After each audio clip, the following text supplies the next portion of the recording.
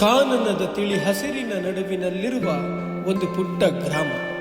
ಆ ಗ್ರಾಮದಲ್ಲಿ ಒಂದು ಪುಟ್ಟ ಕುಟುಂಬ. ಆ ಕುಟುಂಬದಲ್ಲಿ ಅನ್ಯೋನ್ಯವಾಗಿರುವಂತಹ ದಂಪತಿ.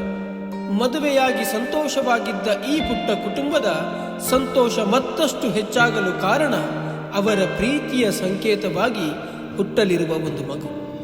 ಇಂತಹ ಸಡಗರ ತುಂಬಿದಂತಹ ಈ ಕುಟುಂಬದಲ್ಲಿ ಮುಂದೇನು ನಡೆಯುತ್ತೆ ಎಂಬ ಕುತೂಹಲದಲ್ಲಿ ನಾನು. ಇದು ಶಿವಕಾಶಿಯ ರಹಸ್ಯ.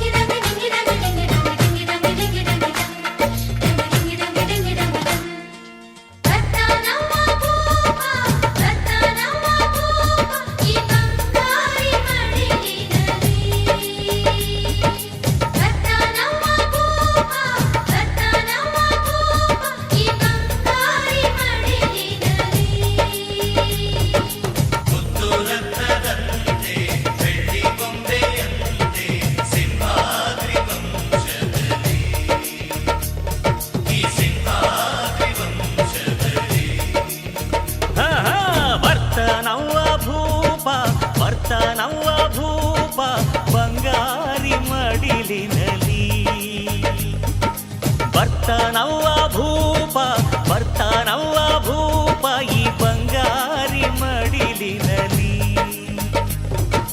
ಮುತ್ತು ರತ್ನದಂತೆ ಬೆಳ್ಳಿ ಬೊಂಬೆಯಂತೆ ಸಿಂಹಾದ್ರಿ ವಂಶದಲ್ಲಿ, ಈ ಸಿಂಹಾದ್ರಿ ವಂಶದಲ್ಲಿ.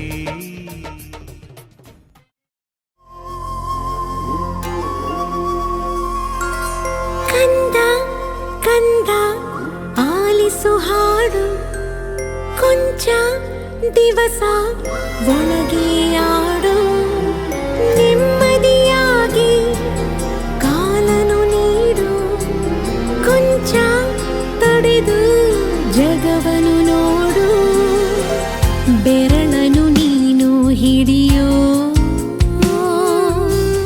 ಸಮಯದವರೆಗೂ ತಡೆಯೋ. ಈ ಗರ್ಭಾನೆ ನಿನಗೆ ಮೈದಾನವೀಗ, ದಣಿಯದೆ ನವಮಾಸಾಡಿ ಕುಣಿಯೋ.